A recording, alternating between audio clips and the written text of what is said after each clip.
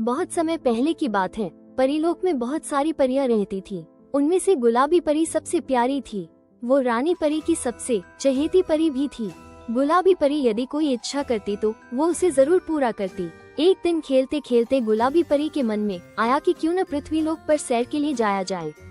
उसने पृथ्वीलोक और वहाँ के लोगों के बारे में बहुत सुना हुआ था। वे लोग कैसे रहते हैं वो जानना चाहती थी। उसने अपनी यह इच्छा रानी परी के सामने रखी।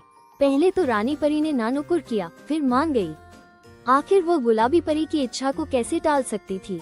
रानी परी ने कहा, पर मेरी एक शर्त है। पृथ्वीलोक पर तुम सिर्फ रात में ही जा सकती हो और सूरज की पहली किरण निकलने से पहले ही तुम्हें वापस आना होगा।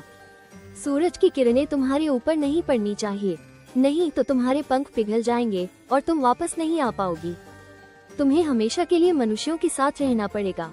गुलाबी परी ने जल्दी से कहा, ठीक है। वो तो पृथ्वीलोक पर जाने के नाम से ही उत्साहित थी। रानी परी ने कहा, लेकिन तुम अकेले नहीं जाओगी।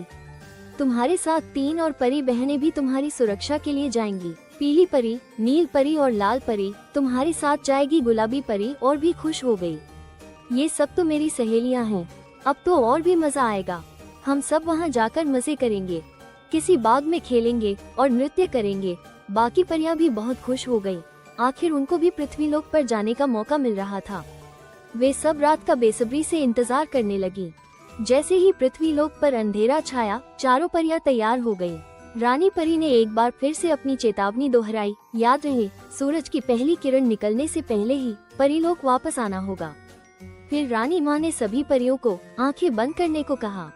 थोड़ी देर बाद जब चारों परियों ने आंखें खोली तो वे सब एक हरे भरे बाग में थीं। चारों तरफ सुंदर सुंदर फूल खिले हुए थे। तितलियां फूलों पर मंडरा रही थीं। हवा में ठंडक थी। उन परियों को ये हरियाली इतनी अच्छी लगी कि उन्होंने नाचना शुरू कर दिया।